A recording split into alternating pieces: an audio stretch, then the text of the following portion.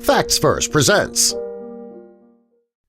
6 months after a woman's brother passed away, she received a spine-tingling text from his number. Ruth Murray is a 36-year-old woman in Minneapolis, Minnesota. She had a brother, Mike, who she loved very much. The two were really close, but Mike had a problem. He was struggling with addiction for over 12 years. He had tried to get clean quite a few times, but every time he would end up relapsing. He'd been clean for 3 months, and he and Ruth were spending a lot of time together. But sadly, he relapsed yet again, and this time he wouldn't have a chance to try and stay clean because he died of a heroin overdose. He was 37 years old when he passed away, and his sister Ruth was devastated. Ruth realized early on that it would not be easy to let her brother go. Like most people who've lost a loved one, Ruth visited her brother's grave regularly to talk to him.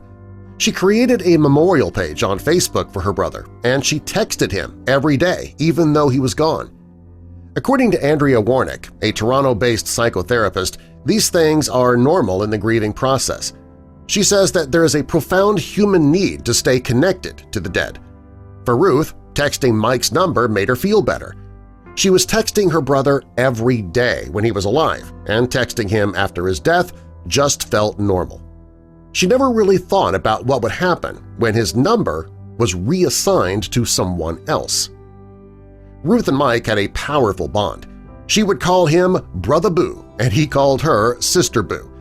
These were the names that they used for one another in the contact lists on their phones. Ruth says that if she heard a funny joke, she'd text it to Mike. If she remembered something funny from their childhood, she would text him. Anytime she wanted to reach out to him when he was alive, she would send Brother Boo a text, and she continued to do that after he was gone.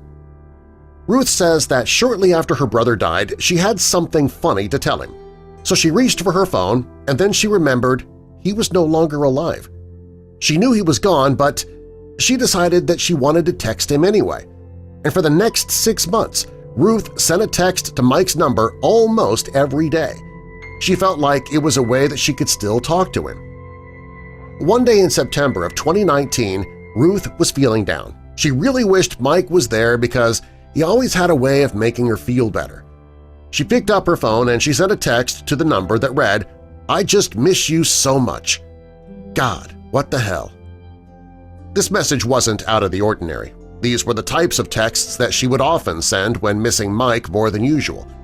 It was what happened next that took her completely by surprise. Ruth sent her text and she put her phone down. A few hours later, she heard her text alert, so she went to check her phone. She stood in shock when she saw that a text message had come from Brother Boo. She stood there for a few minutes and she knew Mike was gone, so how was she receiving a text from him? It took a few minutes before she realized someone had to have been assigned Mike's number. She knew that would eventually happen. It had only been 6 months since Mike died, and she didn't think it would happen quite so quickly. When Ruth saw the text notification from her brother, she couldn't fight back the tears. She had to leave the room to be alone. She felt like she'd lost something now that somebody else had Mike's number. She found comfort in sending Mike text messages, and now she had to stop doing that. She felt as if she was losing her brother all over again. When Ruth read the message, she never expected it to change her life, though. The message she received said, "I'm sorry to hear that you're missing someone, but unfortunately, you have the wrong number." The woman who sent the text was Amber Lineweber. She's a 32-year-old woman and she lived 400 miles away in Oshkosh, Wisconsin. When she first saw the text from Ruth, she thought Ruth was reaching out to somebody who had just simply changed their phone number. She received a text back from Ruth, though, and in that text she explained that her brother had passed away in March and she liked to text his number because it made her feel like he could hear her. And then she wrote, "Sorry." Amber decided to send a text back to this grieving stranger. She returned the text and wrote, "Don't be sorry, I'm going through a similar thing right now. My cousin, who's like a sister to me, isn't doing well and expected to pass any day now, so I completely understand. Feel free to text anytime you need to. Sending you much love." Ruth thanked Ashley for her kindness and offered her condolences for her cousin.